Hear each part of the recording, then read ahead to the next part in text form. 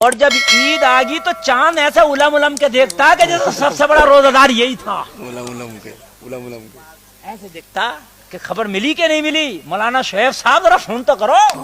بات صحیح ہے. ارے اگر ایک اور بھی رکھ لے گا تو کیا ہے, مگر میاں جس نے 29 رکھے وہ سوچتا ہے ایک اور صحیح. بات صحیح ہے, ٹینشن نہ بے لیتا, شک بات صحیح ہے. وہ سوچتا ہے یار 29 رکھ لیے ایک اور صحیح. اور جس نے رکھا نہیں ہے وہ تو یہ سوچا کہ 28 میں اگر ہو جاتی تو بڑا اچھا تھا. بڑا ہی اچھا تھا. میرے بھائیوں, روزہ تیرے بدن کی بھی اصلاح کرتا ہے, تیرے عمل کی بھی اصلاح کرتا ہے.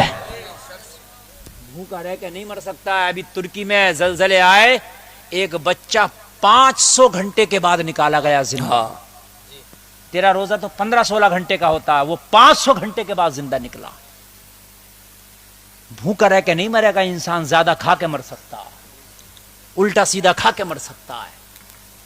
روزی پاک کرو, روزی حلال کرو. اللہ نے دیا تو زکات نکالو. وہ زکات کی میں بات کر رہا تھا. اچھا پیغام, ماشاءاللہ. میں زکات کی بات کر رہا تھا, سنیے, چونکہ اس پر بیان نہیں ہوتے, یہ باتیں اچھی نہیں لگتی.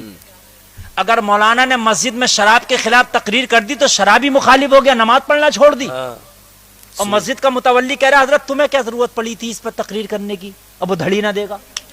سودی حضرت سودی بھی. اب بتائیے مجھے, کتنے ہنسے. تو اس کی دھڑی چاہیے بھی تو نہیں یار, اس کی دھڑی دے کر تو امام کو دھڑی دے رہا. اچھا امام کا اگر بیچارے کا پیر چلتے ہوئے ٹیڑھا ہو جا تو فتویٰ پوچھنے بریلی پہنچ جا, تو یہ بھی تو پوچھ لیا کر امام کی دعوت وہیں ہوگی جن کی روزی حلال ہے. اتوا نتوا بتوا گھر امام کی دعوت نہیں ہوگی. دعوت کے مارے بیٹا بڑی جلدی ہے, ہمارے گھر ابھی آ گیا, ابھی تو پچھلے مہینے تو ہوئی تھی دعوت. 8 لوگوں کے گھر دعوت کرو چاہے, مگر جن کا لگ رہا ہے اس لیے کہ امام کے پیچھے نماز پڑھ رہے ہو آپ, امام بھی حرام کھائے گا تو بھائی نماز کس کی ہوگی؟ بات صحیح ہے. ارے بات نماز اپنی خراب کرو یار, نماز کس کی ہوگی؟ اب یہ تو ذمہ داری تمہاری ہے نا. امام جب تمہاری بستی میں رہ رہا, تمہیں پتا ہے کس کی روزیاں اچھی ہیں, چن لو.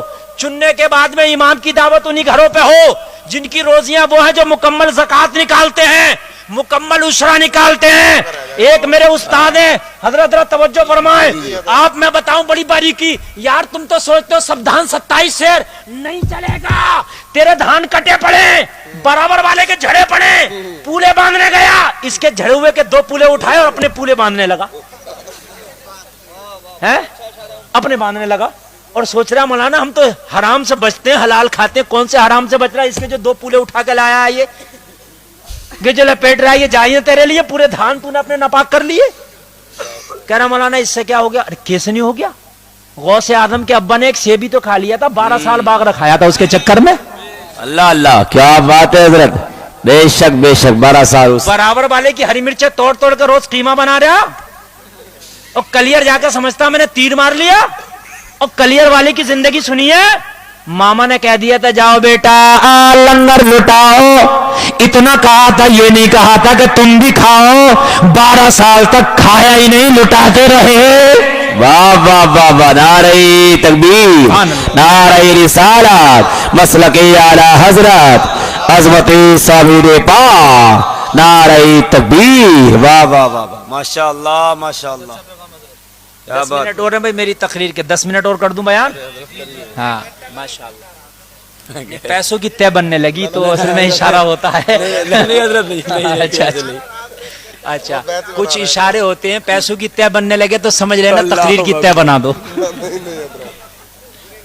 اچھا ماشاءاللہ, آپ بہت اچھا سن رہے ہیں, اور اتنا کامیاب جلسہ بہت کم ہوتا ہے کہ 2 بجے بھی اتنا اچھا سن رہے ہیں ماشاءاللہ. ہائے ہائے, اللہ سلامت رکھے آپ کو. اور بھائی صابر صاحب سے کہا تھا جاؤ لنگر لٹاؤ, مگر اس میں یہ نہیں تھا کہ تم بھی نہ کھاؤ, یہ تھا تم بھی کھاؤ.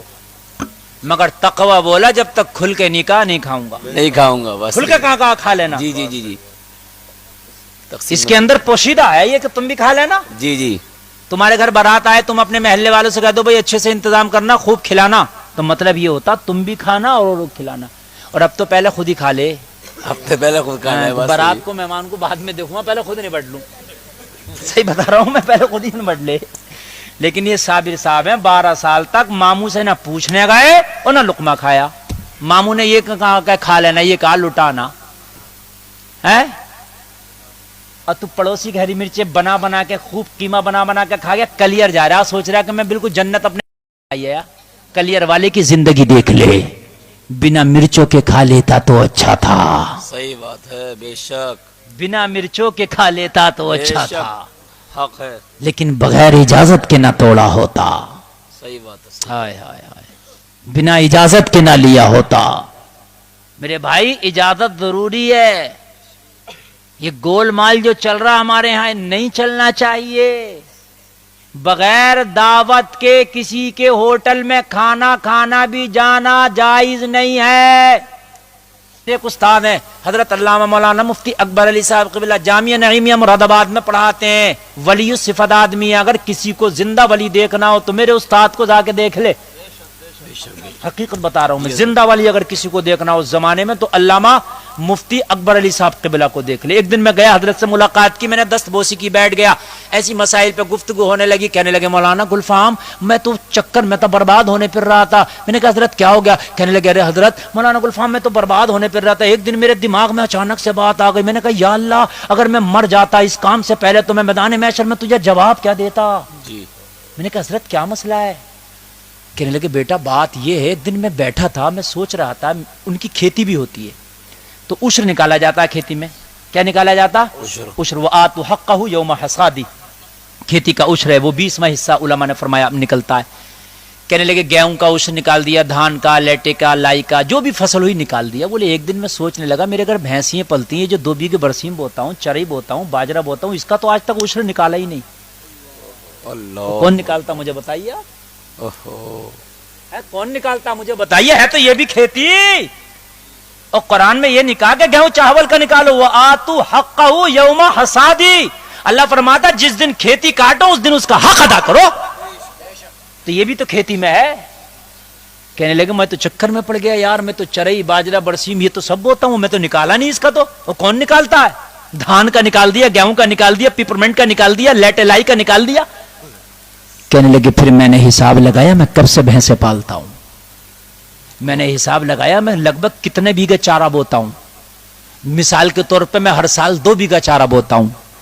میں نے ہر سال 2 بیگھہ, میں نے 10 سال سے بھینسیں پال رہا تھا تو ہر سال 2 بیگھہ تو 20 بیگھہ ہو گیا. ہو گیا کہ نہیں ہوگا 20 بیگھہ. اب میں نے 20 بیگھہ کا ایوریج نکالا کہ اس میں کتنے کا ہو جاتا ہوگا, اس کے حساب سے میں نے ایک بار میں ہی نکال دیا. یہ ہے ایمان, یہ ہے تقوی.